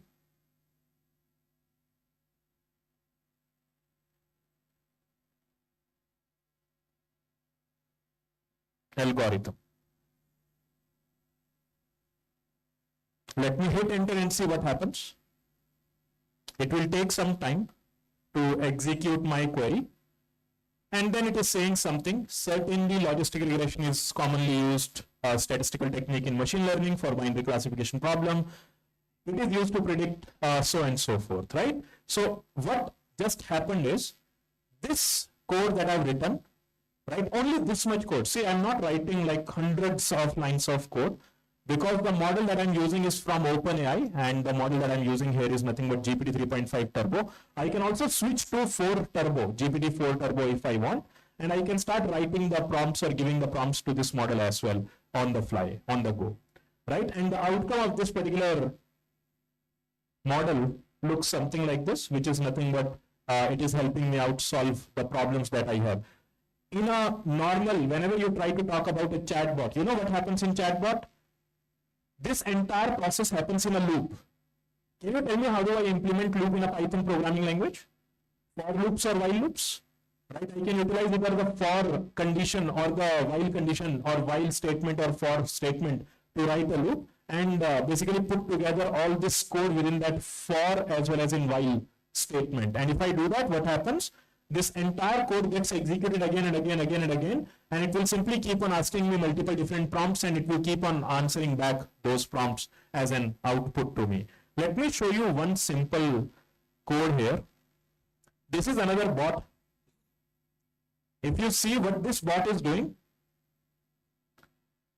it is trying to, this is the role that I've given to the bot, generate 3 data science question and answer for a MCQ test. This is the role that I'm giving to the bot. The generative AI application that I want to make here is an application where the application is simply going to give me 3 MCQ questions and their answers whenever I ask it to do that. If I want, I can increase the number of questions that I want as an output as per my requirement. The response right now looks something like this. All right, but as you remember, the response, I have to say response dot choice is 0 message content to get the final answer. Let me try to run that, and let me try to run this as well to show you how the output. See, this is how the output looks like. This is a API response, but this API response contains your MCQ, 3 MCQ questions as well. To understand those or to see those questions, what I can do is I can simply say response twice is 0 message content. It will show me 3 MCQ questions with answers that were generated. If you see, these questions they look really decent questions for a MCQ test for data science, right? What is the purpose of feature engineering in data science is the first question. Which of the following technique is used to detect outliers in a data set? We all know Z-score method is used to detect the outliers in the data set. And so you have a final question as well over here, which you can answer. The same way, let me also show you one more model. Do you remember that ChatGPT also has a DALL-E model, right? What is the purpose of DALL-E? To generate images for us. Now to utilize this DALL-E model, it is exactly same. You go to their website. On their website, what can you do? You can simply go to their models. Let me go back to their models. Over here, they have the list of all their models. Let me try to find out the DALL-E model. See, this is the DALL-E model. Let me click on that. And over here, they are saying that DALL-E 3 is available through our image API. Let me click on image API and find out how should I write the code to basically utilize or start utilizing this DALL-E 3 or DALL-E 2, whatever model I want. So this is the code. What you can do is you can simply copy this code and take it to your editors or the IDE, whatever you are using. You can paste it there and you can start asking this DALL-E 3 to create whatever you want. For example, over here I'm writing a prompt, a hand-drawn butterfly on sunflower in the field full of flowers, right? So let's run this. And then what will I do? I'll try to maybe keep this code, the same code that I showed you earlier. It will generate a URL for me, URL containing that image that I want to generate. I'm asking it to draw a butterfly for me. Let's try to see what the output looks like.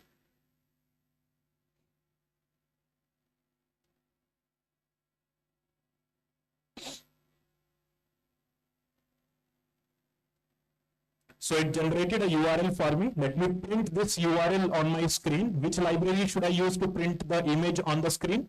Or how do you plot something on your Python notebook? Matplotlib, right?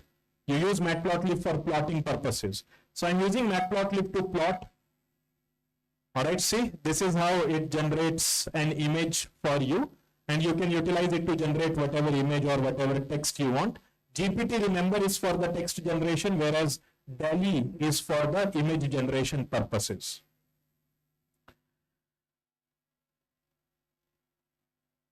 I will show you one last thing. How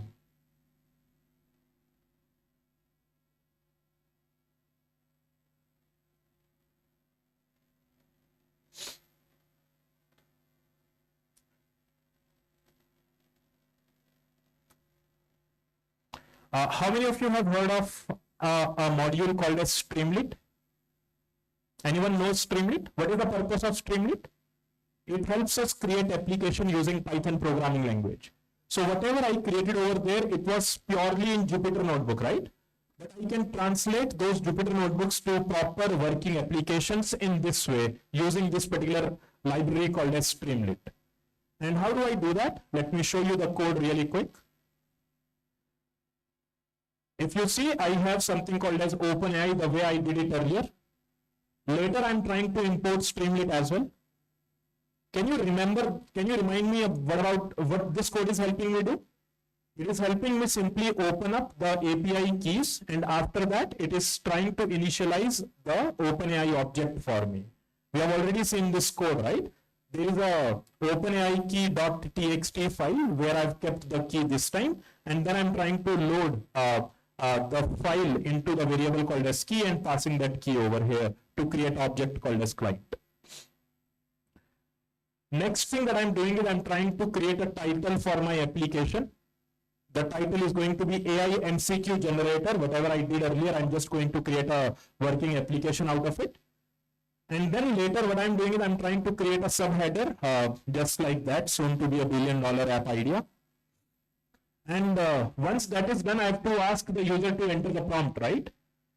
That prompt will be entered inside the text input. On your web application, where will you enter the prompt or where will you enter the inputs? Inside some text field. This is going to help me generate a text field on the screen. And later what I'm doing is I'm trying to say, please try to take the response from which model? GPT 3.5 Turbo. If you want, you can also start utilizing GPT 3.4 or GPT-4 or GPT-4o as per your requirement. What are we doing here? We are simply setting up a role for the system. What is the role? You are a helpful AI assistant. Given a data science topic, you always generate 3 MCQ questions and answers for the test. And then later, I am asking this particular model to take the user input as well. All right. And this input is referred with the variable called as prompt. And then I'm going to simply print or write the output of the ChatGPT model, or I should not say ChatGPT model, it is a GPT 3.5 model. That model's response is going to be printed on the screen by this particular command or this particular statement. If you want the code, I'll be sharing the code once we are done with this workshop so that you can actually have a look into the code and how to utilize it. Let me go back and try to show you how this application can run, looks like when it runs. For that, I'll open up my terminal, and in this terminal, I'll try to write a command. First, let me try to get inside the folder, Generative AI app. And over here, I'll try to run the Streamlit run app.py. If I do that, it simply opens up a web page for me. You remember I kept something called as AI MCQ generator title, and then later I kept a subheader called as soon to be $1 billion app, right? So all of this gets rendered properly on the screen just by writing these few lines of code. That is the power of Streamlit. It actually helps us build prototypes for the problems that we are solving. And then it is asking me to enter a data science topic. And what is the data science topic? Let's say I want 3 MCQ questions on maybe outliers. If I type outliers and click on generate, so animations. If you see, there are 3 questions generated for me. What are the outliers in data science? Data science, option A, option B, option C, and option D. The correct option is also mentioned over here. What effect can outlier have on statistical analysis? These are the question and options. Which of the following methods can be used to detect outliers in the data set? Again, another outlier question we have. Let's say I want maybe 3 questions on some other topic. Maybe the topic is artificial neural network.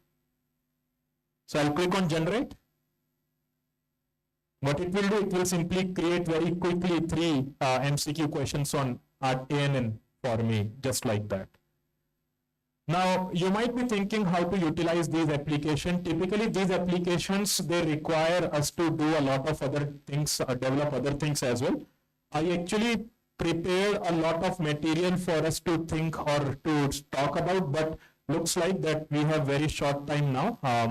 We have 5 to 10 more minutes to complete this workshop. So I'll try to wrap it up as early as possible, but what I'll do is I'll try to share some code examples for you so that you can have a quick overview of how to utilize it. For that, what you can do is you can go to, I will share my GitHub material with you so that you can directly go there and have a look at all the material and how to utilize or how to use or how to learn generative AI. There is a repository on GitHub. You can type my name on Google and this repository name. The repository name is Machine Learning and Deep Learning. My name is Kanav Bansal. You can simply type it and search for GitHub repository. If you do that, you'll be able to find module number 9. The name of module number 9 is nothing but generative AI. And if you go there in generative AI, whatever I discussed today is available inside a folder called as OpenAI Walkthrough. And if you want to advance more into the domain of generative AI, you can get into the Google Gemini walkthrough, or you can get into something called as Hugging Face tutorial series as well. Or if you want, you can also learn how to build a production-ready environments or systems using generative AI by learning a tool called as LangChain. Have you ever heard of LangChain? LangChain is one of the very popular tools that is required for people to understand how to utilize their generative AI or how to build generative AI tool. Now, before ending this workshop, let me try to give a quick roadmap for all of you so that you can start preparing yourself in the domain of generative AI. If somebody is really interested, because this domain has shown a lot of potential in the past few years.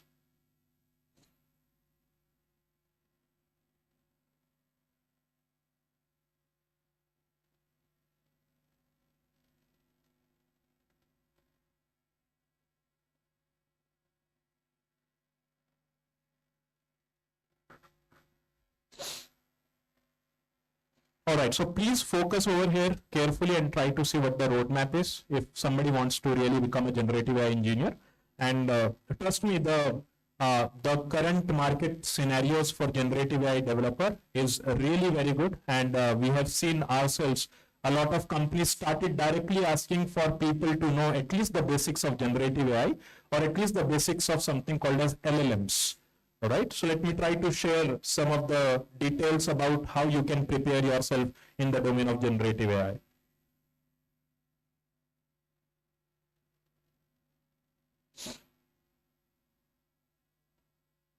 The first thing that you have to do is you have to at least know the basics of machine learning.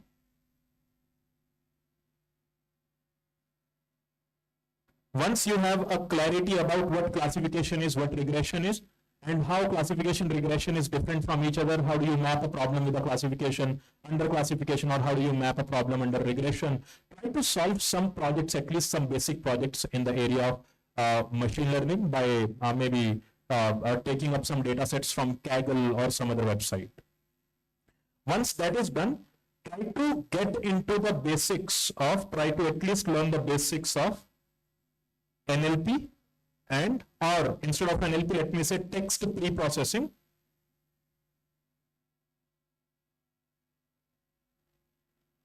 and image pre-processing.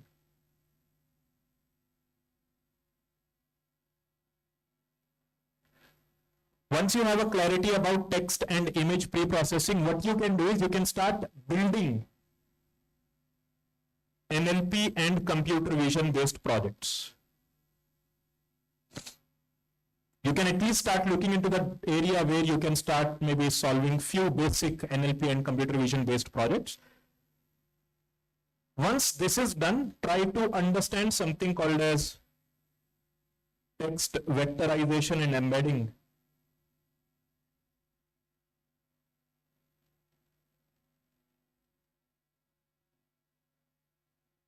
I should say slash embeddings in as much detail as much as possible.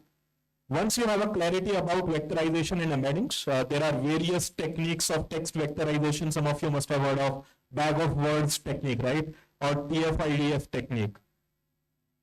Similarly, there are like many techniques out there. You can simply explore them as per your comfort level. Once these are done, what you can do next is you can start looking into what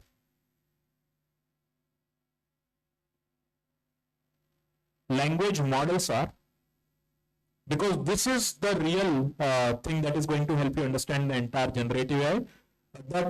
The mathematical part might look a little boring for you, but trust me, the application development for generative AI is far more interesting, and there are so many capable things we can do if we know how to build the generative AI applications. Once the language models have been learnt by you, what you can do is you can actually look into some of the deep learning techniques like RNN, LSTMs, and try to understand how they really work. Also look at something called as encoder and decoder mechanism, or the architecture, how encoder decoder architecture works with RNN and LSTMs to solve generative AI problems. Then you will understand what are the problems with RNN and LSTMs and why you require something called as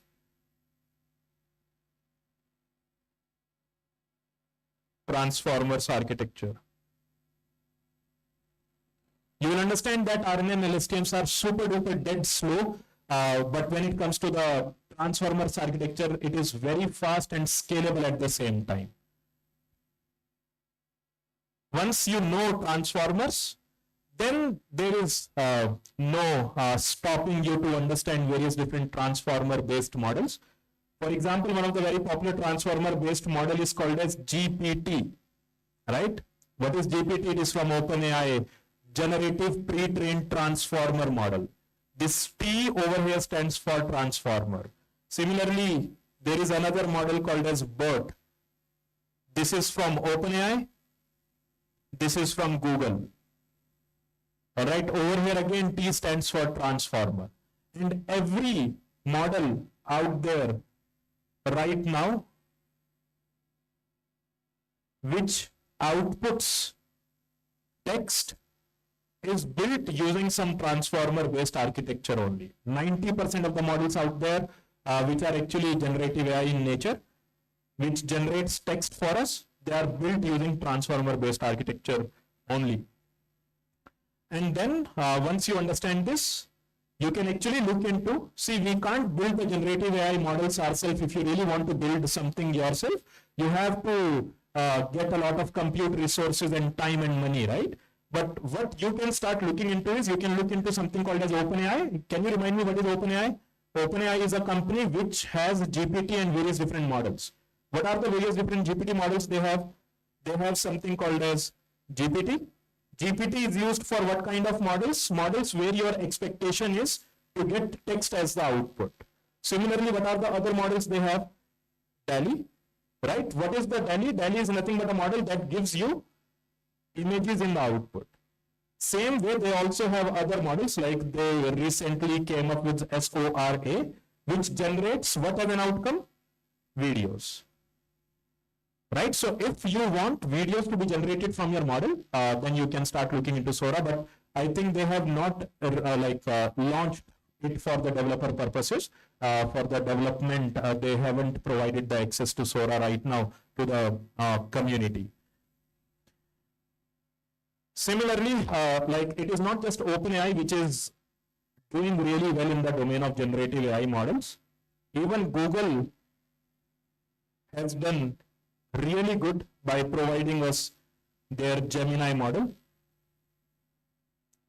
which can be directly utilized from their website. If you go to their website, you will find Gen AI, Google Generative AI Pro 1.5 model, which can be starting in, like you can start utilizing it to build your applications the way you have seen in OpenAI. And once that is done, what do you do next? These are proprietary. Proprietary as in you have to pay them to utilize the models, but there are some open source as well. Open source model. Which company has the open source model? Meta. And the name of model is Llama. Now the question is, where do you find these open source models? You have to definitely go to which website? Meta's website to find the open source model. But the way GitHub is there for us, you remember, you agree that GitHub is a place where we can simply host our projects or codes, and we can make it available for everyone for free, right? If we want. Same way, there is another website.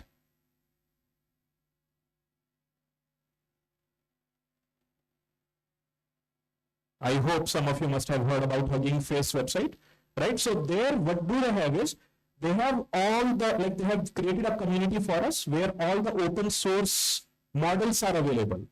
So you don't need to worry about spending like millions of dollars for your companies, in your companies, to build the models. You can go to the website called as Hugging Face and download the models from there. Should I show you one quick model from Hugging Face website, just for the sake of completeness?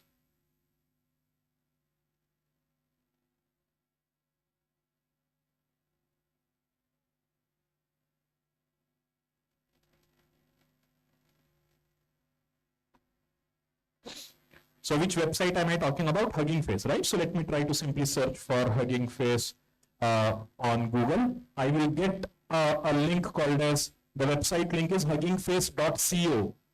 All right. If you go there, what do you find? Hugging Face website, and their logo is also that emoji with Hugging Face. What do you see here? Models.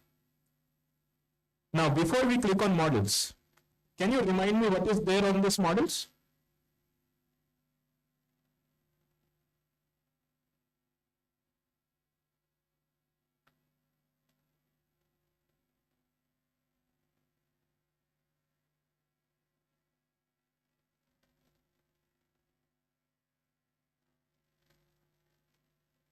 All right, so before we click on this models, what do you get from this models section? Can you please think about it? All the open source models, yes or no? How many do you expect will be there? Maybe 100, 200 or 300 models will be there. But if you click over here, currently there are 7,08,012 models available over here. And if you try to see the top models, do you see something familiar over here? Llama, right? And if I try to scroll down, you will see Mistral AI as well. Mistral AI is another one of the very popular models, generative AI models that you can use, which is also a competitor of GPT 3.5 and other models. And if you see, this is the model which I was talking about, Meta Llama. If I click on this, you'll be able to see Meta Llama 3. You remember I told you recently only model 3, version 3 was launched by Meta. And this 8B means this model has 8 billion parameters. All right. And if you want to download it, what you can do, you can click on this files and version. If I click over there, I'll be able to download this entire model from here. And if I really want to download it, I have 4.9 GB file, another 4.92 GB file, and another 1.17 GB file that I have to download to start utilizing this model to its full capacity or full power. All right. So the best thing is this model has already been created by Meta, and given to us for free to use, so that you can save a lot of money for your organization. And if you want, you can use as many models, as many as you can. If you go to Hugging Face has a complete big repository of many different models. Currently, it stands at 7 lakh plus models directly available for us to utilize. And there is some stability AI models as well as chat TTS model. And similarly, there are many more models that you can directly see from here. These are the most popular models right now, trending, or let me try to go to most downloads right now. Yes, these are the most downloaded models. You remember I told you BERT, Google BERT, right? Google BERT is another model that actually helps you translate or transform the text data to numerical representation. It is used majorly for the purpose of embeddings to build the models.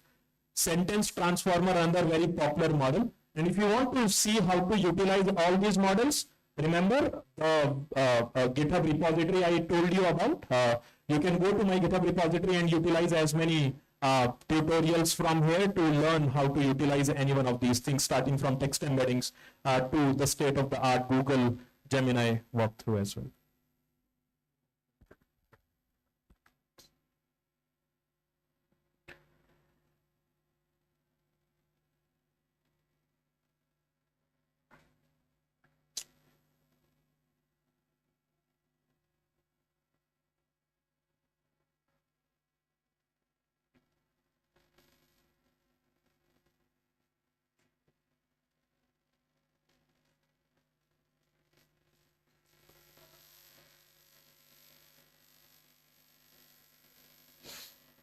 I'll take one more minute and then we'll wrap it up.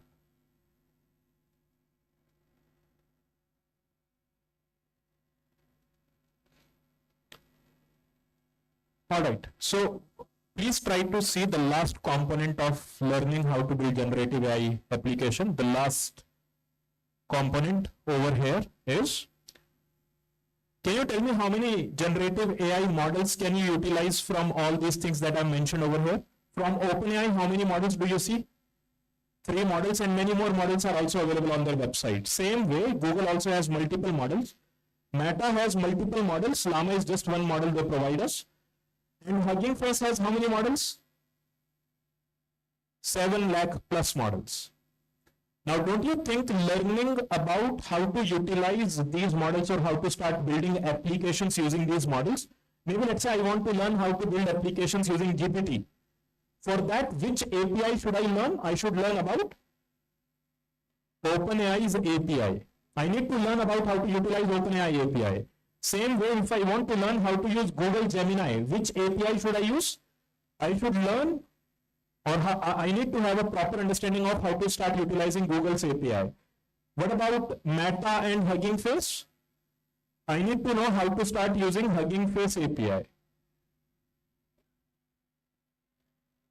Right? The same way you must have studied about Pandas, NumPy, Matplotlib, Seaborn.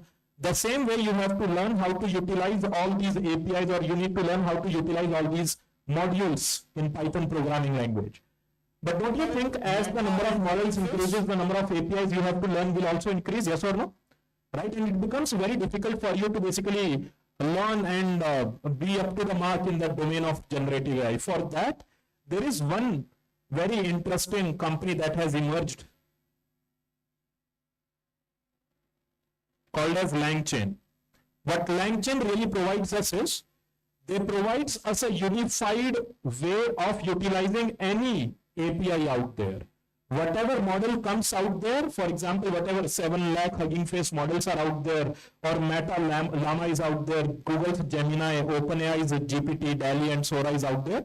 Whatever is out there, you can start utilizing, you can start using them by learning only one library, one module called as LangChain. And the best part about LangChain is LangChain provides us a complete end-to-end solution to build any generative AI application, which is text-based majorly. All right, so when you say lang means language, right? Language chain. There are 2 components to the LangChain. When you learn about it, you will get to understand it. And if you want, again, this entire LangChain documentation is also available on my GitHub. If somebody wants to get the understanding of LangChain, you can go to my GitHub and start reading about it. I've written a complete documentation starting from basics to the advanced level. All right. Cool. So that's all from my side. I hope you learned a little bit about the generative AI application development and what all is there right now in the syllabus of generative AI application development. What we covered today was this part, how to start using OpenAI to build your generative AI application. The reason why I chose this part is because if we learn about LangChain takes at least 3 to 4 days of time to understand it properly. And in order to understand generative AI itself, you need to actually go through the painful process of learning all these topics, but we didn't have that much time. But whatever time we had, at least I hope you are able to at least understand that the implementation of generative AI application, you can start doing that if you know how to at least utilize libraries or modules like OpenAI, Google's API or Hugging Face API at the same time. And all these tutorials are available on my GitHub. You can simply go there and you can start learning from there as well. That's all from my side.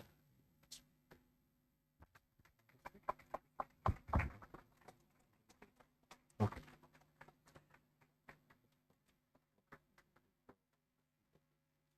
Okay.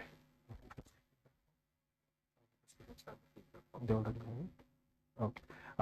Guys, I think you already have the feedback form. Once you are done, please try to submit the feedback form as well. And please try to understand that generative AI is not a field that can be learnt in a single day. It requires the same way you learn machine learning or deep learning. There is a big learning curve for generative AI as well. Okay, so I think that's all from our end. People who were waiting to go for lunch, you can leave for now. Thank you so much.